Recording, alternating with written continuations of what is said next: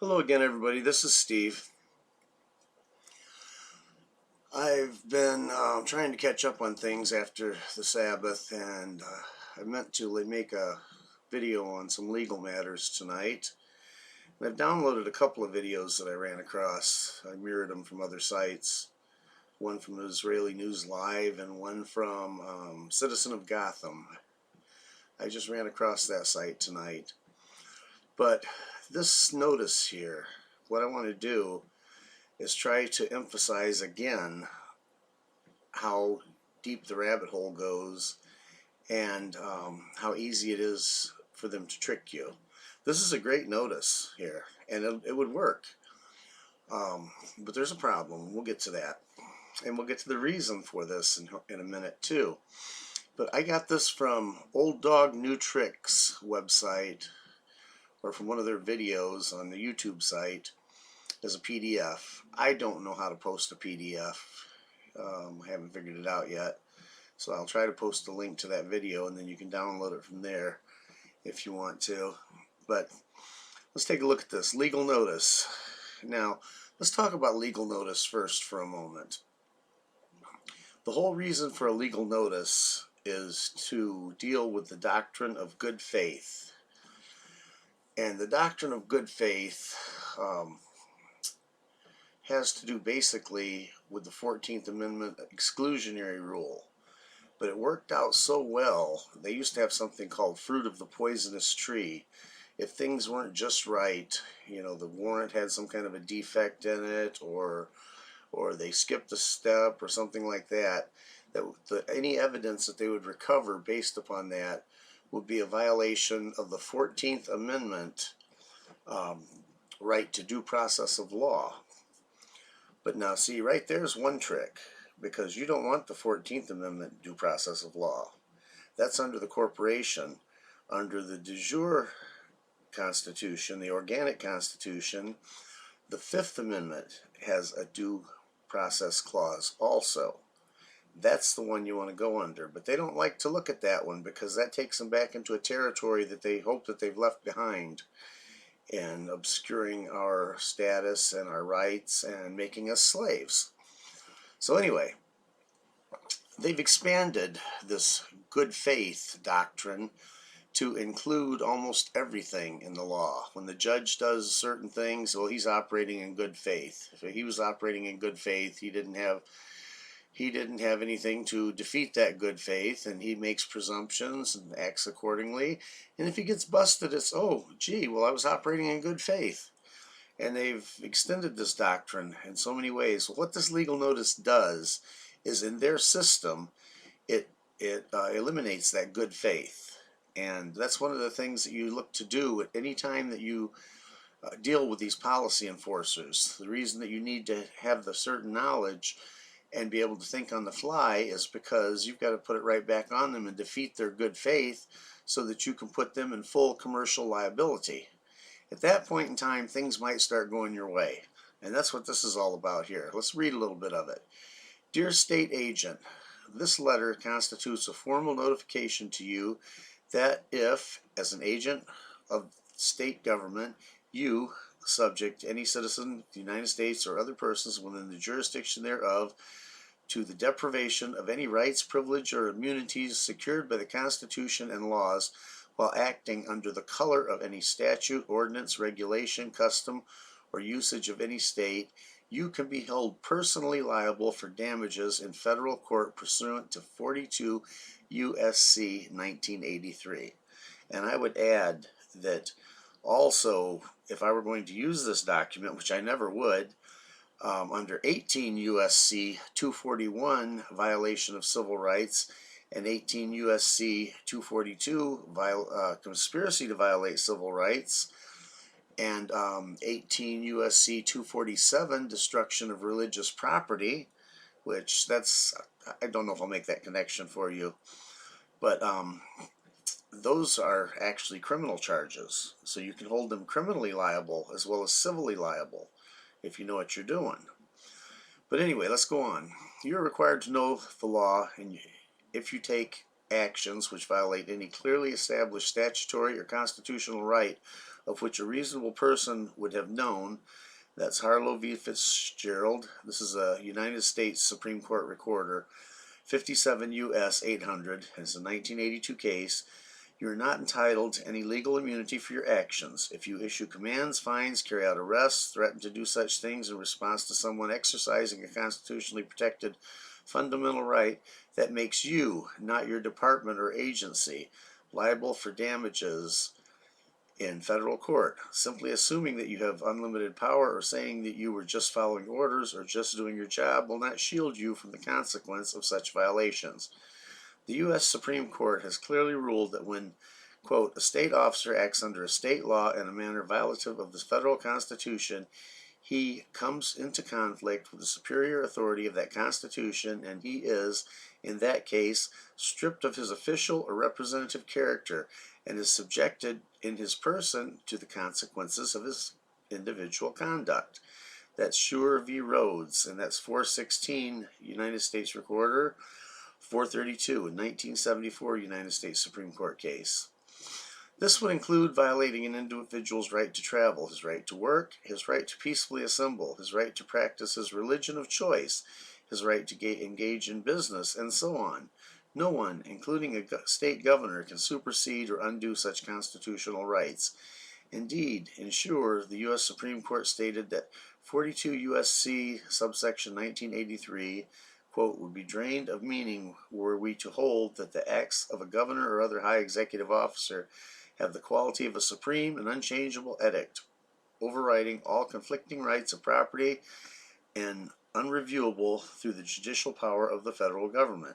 See also Sterling v. Constantine, 87 U.S. 378. A plea of the governor told me to will not shield you from personal liability. Indeed, even the governors of many states have already rendered themselves personally liable under 42 U.S.C. 1983 suits, and such suits are already being prepared against a number of them. Neither your badge nor your office, nor your baseless assertion of legal authority can shield you from similar liability. Indeed, pretending that such actions are backed by law when they are not creates the violation. Misuse of power, possessed by virtue of state law, and made possible only because the wrongdoer is clothed with the authority of state law, is action taken under color of state law. United States v. Classic, 313 U.S. 299.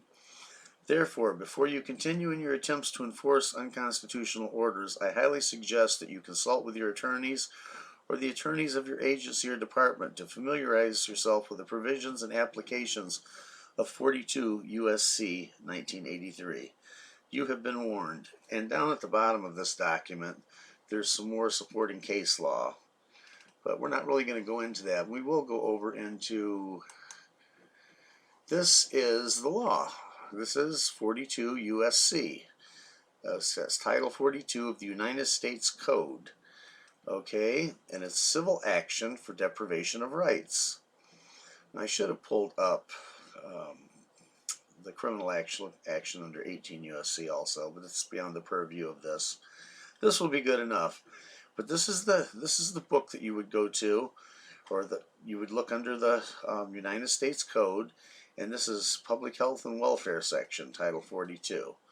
And there's all kinds of stuff here, but you'll find that I think it's 42 U.S.C. 1985 and 1986 also have to do with conspiracy. So if there's more than one of them doing it, you know, it's just that much worse. However, excuse me, this is a remedy within the beast system. So in fact, it's no remedy at all for us. If you really know who you are, you don't want to use something like this. This isn't the remedy that you want.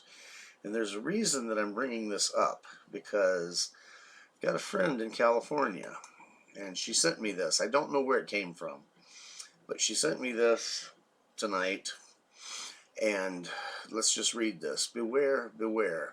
Letter below states, as a participant in the state assistant benefits, including Cash Aid, CalFresh, and Medi-Cal, and in accordance with the State of California Emergency Order, You are being informed that COVID-19 testing is declared mandatory for all members of your household receiving assistance. Oh, so if you went ahead and took that check after I said you shouldn't, well, guess what? It might be time to pay the piper, but it doesn't have to be, okay? You just got to figure out who you are, figure out that they never disclosed all the terms. Everything that they've done, everything they've ever done in your whole life is based on fraud. That's called fraud in factum or fraud in the factum. And it is, you would claim fraud in factum nunc pro tunc, ab initio nunc pro tunc. That's from the beginning, then for now. That's what those two phrases mean in Latin. They like to throw the Latin in there so they can throw us off. They do everything they can do to confuse us. But this is the problem right here. You take the check, now all of a sudden, you're required to participate. But look what they're trying to do here. Failure to obtain a test, right here, by June 1st, 2020 will result in the temporary suspension of your benefits beginning July 1st, 2020, and continuing until such time as testing has been completed. In addition, should you test positive for COVID-19 in compliance with the state of California welfare, let's see if I can get this to work. I think it worked, yeah. Okay, where am I at? Okay, should you test positive and in compliance with the state of California Welfare and Institutions Code, the Human Services Agency of Merced County may deem it necessary to remove all children under the age of 18 from your household who have tested negative and place them in temporary foster care until such time that you have been determined to be recovered. Now, friends, this is the scary part. Let's think about this. We all know about the adrenochrome. We all know about the child trafficking. And we all know that the schools are closed and the children are home, locked in the houses with their parents. They don't have a source of children now for the nefarious, satanic, evil BS that they do, torturing these children to get their adrenochrome and to fulfill their satanic rituals. So this is another ploy by the beast system to separate you from your children. And what are they doing? They're going to use the financial benefits as leverage on this. So see, because of things like this, we can't really go and use a remedy like this. We have to come completely out of the beast system. I'm going to go over here and I'm going to play a clip from Daniel Alexander at LogicBeforeAuthority. If I haven't messed it up, there we go. So this is about 3 minutes. I want you to listen to Daniel because he does such a good job explaining this. It goes from 3:05 to 6:35, I believe. But this is a great guy. He's really, if you're not a member, if you haven't subscribed to his channel, you need to follow him. He's very sincere. He's been doing this for 10 years and he's made it his life. And he's got personal reasons for that I won't tell you. It's not my place. He's disclosed before. But he's very devoted to his cause. Let's listen to about 3 minutes of this, because he says it in a way I could never say it. Of telling the truth, there's been quite a few years that I've literally 1 week to the next, I was in a new place, a new state, even a new country. I moved all over everywhere, and I can deal with it. And I can deal with it more now than most people can, because the people around me are talking openly about suicide, that they're going to kill themselves before long because they don't want to deal with this.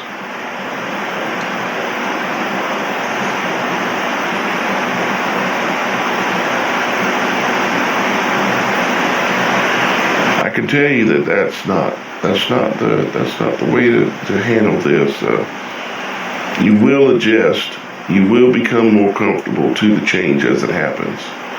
But you have to realize, go ahead and accept that you're going to have to relinquish your attachment to everything that you have, everything that you thought you had.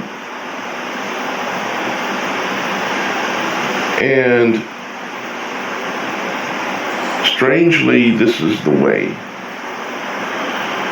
God does not want us attached, addicted to the beast system, meaning you need their electricity, you need their water, you need their food from their grocery stores, you need their money from their banks, you need their medications, you need their security, you need their everything.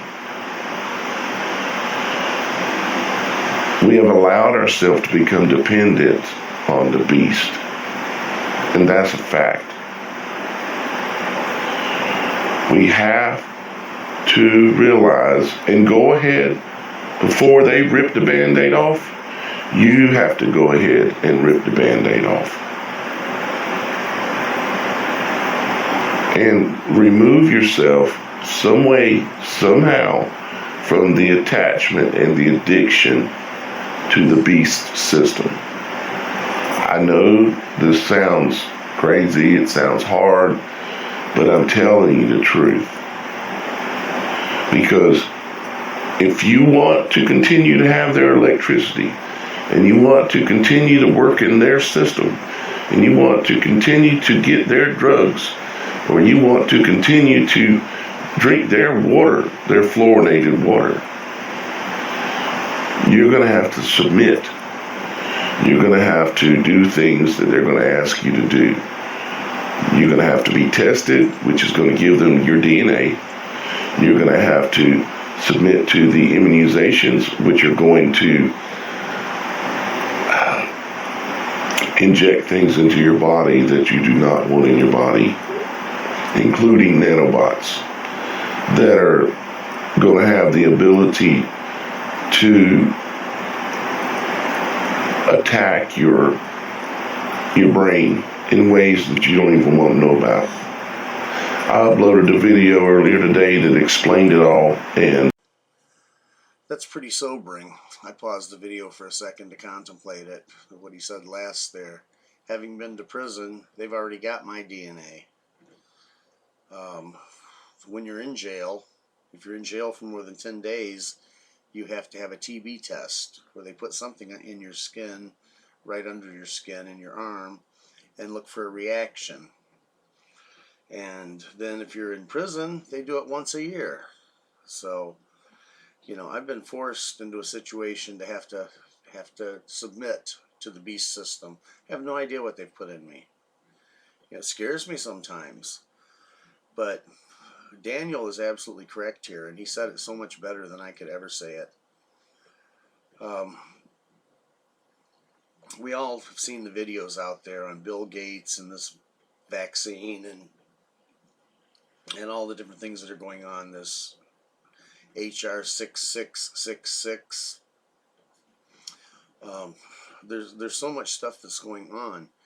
But see, they can do this to those who are living in the beast system. Now, I'm trying to find a way out of the system, and I've been going through a grieving process because, see, it's all comes down to property. And, you know, I don't have a lot left that they haven't taken from me over the years, but most of what I have left, I'm going to have to walk away from. And I've been very, very somber about this because there are some people that will be going with me if I'm able to pull this off. We're going to try to follow Ezekiel 7, verse 15 and 16. When the sword is outside and the pestilence and the famine is inside, we go to the mountains. And we'll be on the mountains as doves in the valleys, mourning for our iniquities, for our sins. A place to truly get in touch with the reality of the consequences of sin. No matter how innocent a sin is, it carries consequences. And I believe this is going to be a time of repentance. I believe there's going to be some safety. And there probably will be some kind of a second Exodus. That's kind of like the rapture. There's going to be a rapture. There's going to be a catching up.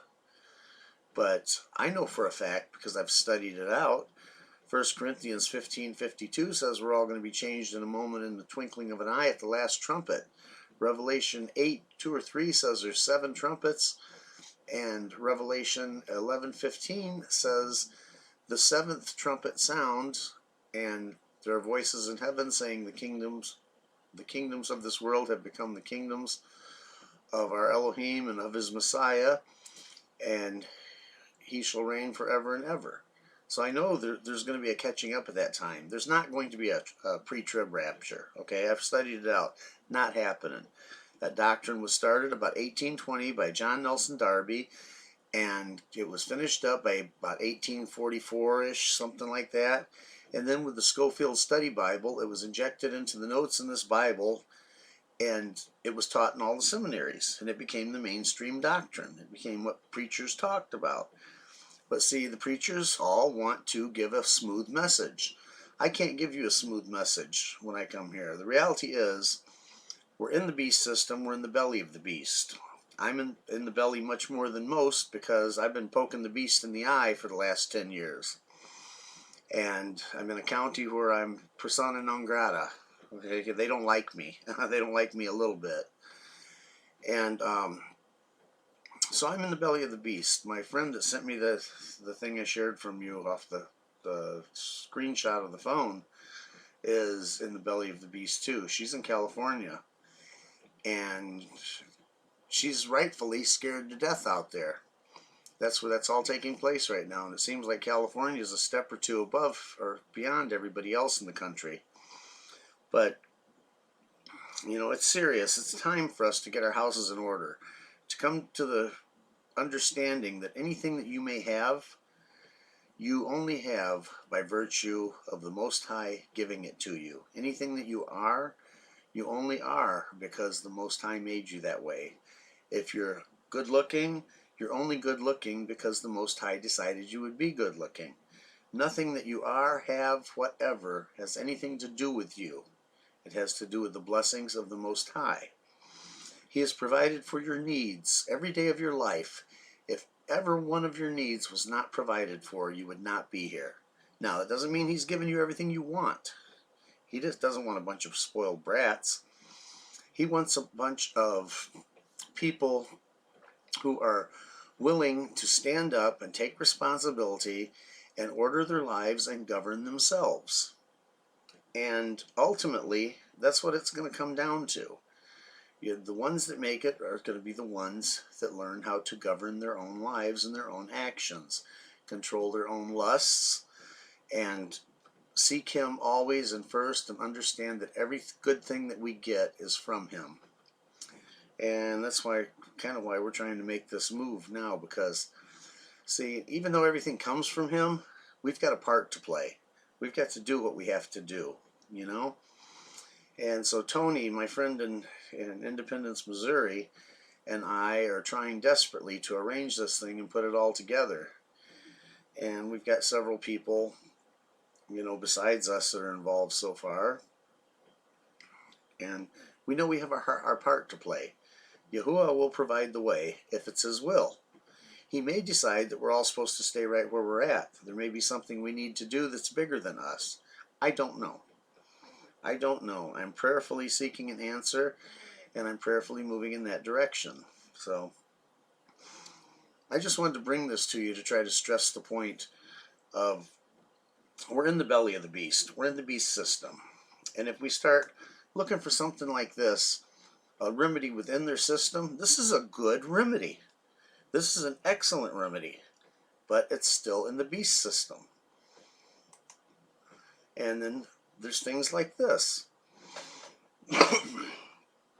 I don't know where this came from. She didn't tell me. It was probably off Facebook. But there are going to be consequences. If you bought in by accepting that stipend check, it was your money to begin with. They borrowed money from you, then loaned it to you, and compounded the interest numerous times. It's to where your great-great-great-grandchildren can't pay it. They are shooting for debt slavery. It's the ancient system of pledging, and it's going to be a new serfdom. They're going to be the lords and the serfs. That's what they're looking for. And they're going to get it. There's no turning this thing around. The one video earlier tonight that I posted from Israeli News Live, that woman that was talking on there, I don't necessarily agree with everything that she says. I don't necessarily agree with her doctrine, but I know enough. I've studied enough.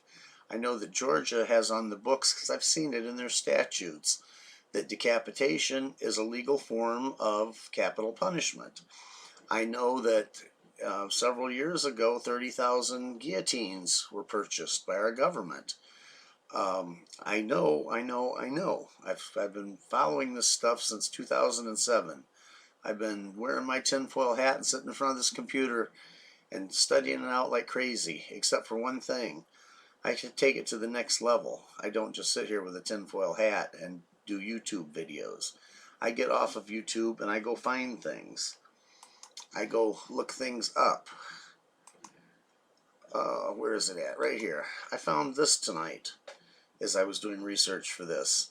This is a website called Serendipity. I'll try to remember to put a link to this in the comments. But this is a wonderful, wonderful website. This here is a kind of a follow-up on the video I did. The United States isn't a country, it's a corporation. Okay, and I had a little place down here highlighted. Here we go. The United States government is basically a corporate instrument of the international bankers. This means you are owned by the corporation from birth to death. The corporate United States also holds ownership of all your assets, your property, and even your children. Does this sound untrue? Think long and hard about all those bills you pay, all those various taxes and fines and licenses you must pay for. Yes, they've got you by the pockets. Actually, they've had you by the ass for as long as you have been alive. In your heart, you know it's true. Don't believe any of this. Read up on the 14th Amendment. Check out how free you really are. Now, this Act of 1871, right here. With the Act of 1871, they also came up with something called the D.C. Code. And the D.C. Code was supposed to be a set of statutes and codes for a 10 square mile area that was originally called Rome, Maryland. But a Freemason gave it over to the corporation to be the District of Columbia. Interesting, huh? It's really interesting that it was called Rome, Maryland before it was the District of Columbia. You see, we're still under the Roman system. And they don't tell you this. You have to search it out. And after years of studying law, I finally found it. Now, there was something in here. Here we go. Here's the United States Code, Title 28, subsection 3002, definitions. And if you go to the code and then you go down to subsection 15A, you see this, United States styled this way with a capital U, and a capital S means a federal corporation, an agency, department, commission, board, or other entity of the United States, or an instrumentality of the United States. It's a corporation. And guess what? It's a for-profit corporation. So this page here is a really good page. And like I say, tonight when I was doing some research to put this together, I ran across it. And there's a home page here for this. And at the bottom of this page somewhere it said there's over 1,000 pages available on this website. This is the first time I've looked at it. But with what I know and what I've seen on it so far, I've not found anything that's an error. I did read through most of that document that we were just looking at that paragraph out of. So, you see, YouTube's a good place to start. But if I give you something, don't believe me. You know, get off there. Go over here. Like right here. Good faith exception to the exclusionary rule. I was talking about that document. This document right here. This defeats good faith. So, when we come back here and we go over to the Cornell Law School Legal Information Institute, we can look at the good faith exception to the exclusionary rule. The exclusionary rule has to do with that fruit of the poisonous tree doctrine, whereby evidence could be thrown out if there was any defect in process that was a violation of due process of law.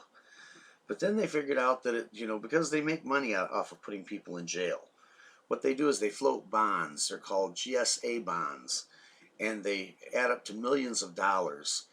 But back in 1933, for Congress not to be committing treason when they took the gold, they had to put something in place, something that they've hidden very, very hard from us. Few people have found it, but it's called a Treasury Direct account. They have to prepay everything. Some of the gurus out there have figured out how to access this Treasury Direct account and bought houses and bought cars and bought this and bought that and then got thrown in prison.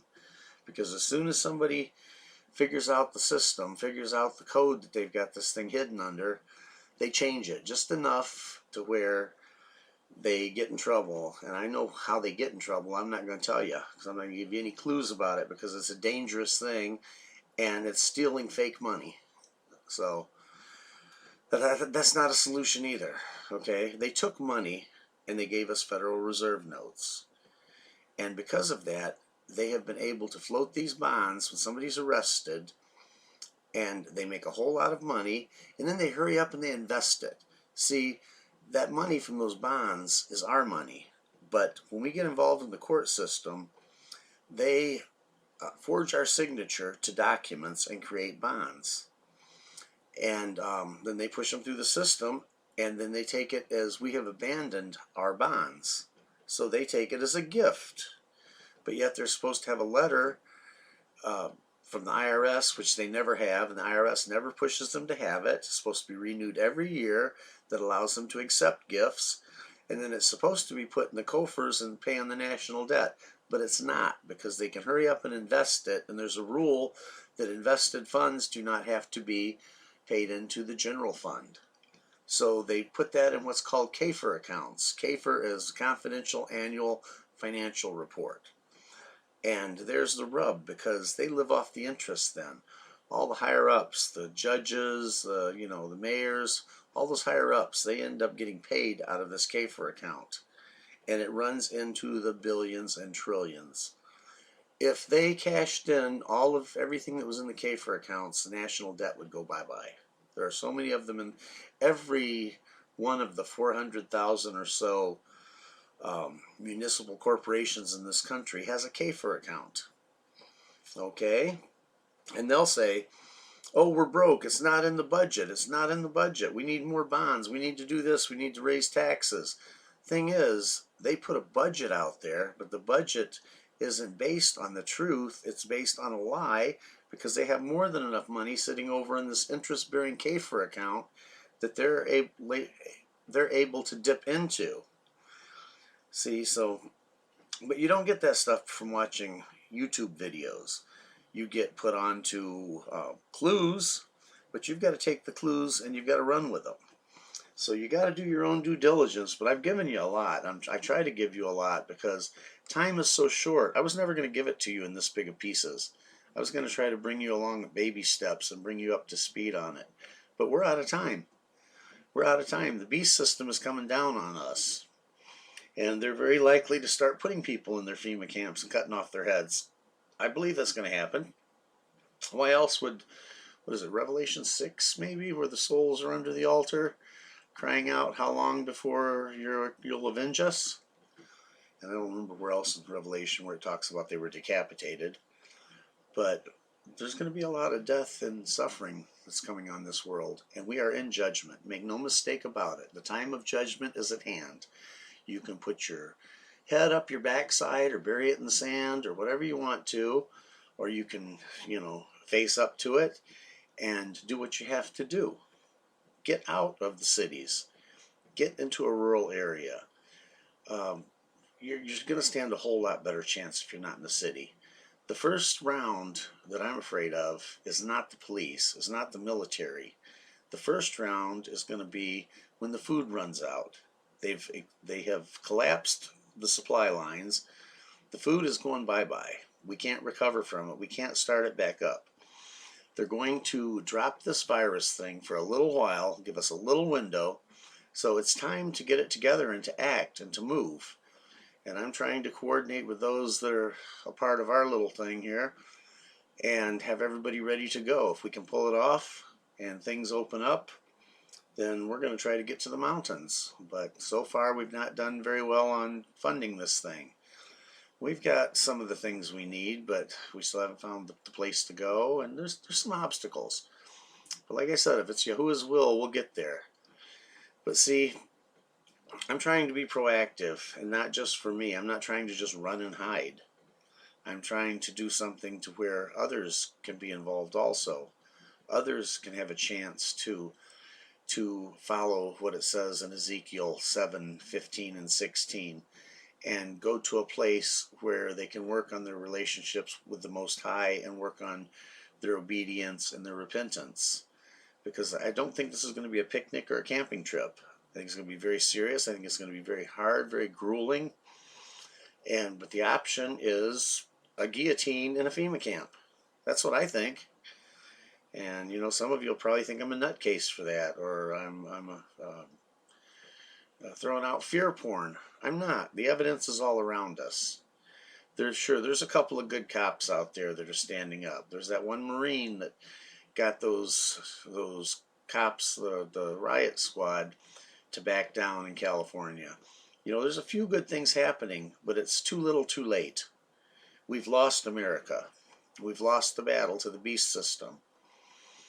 Now, what we have to do is we have to stand behind the warrior that has us, the one that is going to take care of us, and that is the Most High. That's where we have to put our faith. That's what we have to depend on. But a lot of that has to do with the cognitive dissonance, getting through it, and the normalcy bias. Things aren't going back to normal.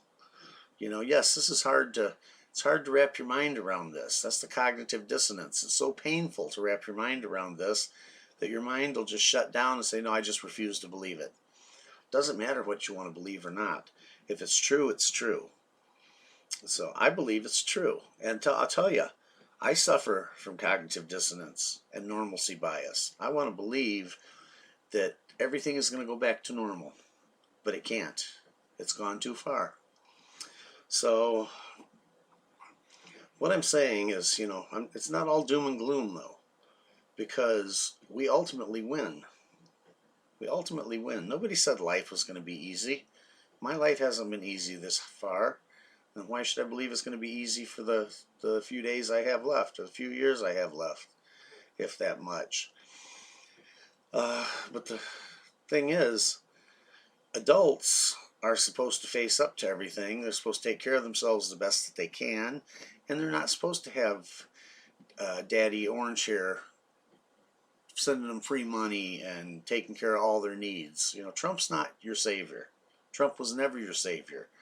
Trump was put there to take this country into total and complete bankruptcy.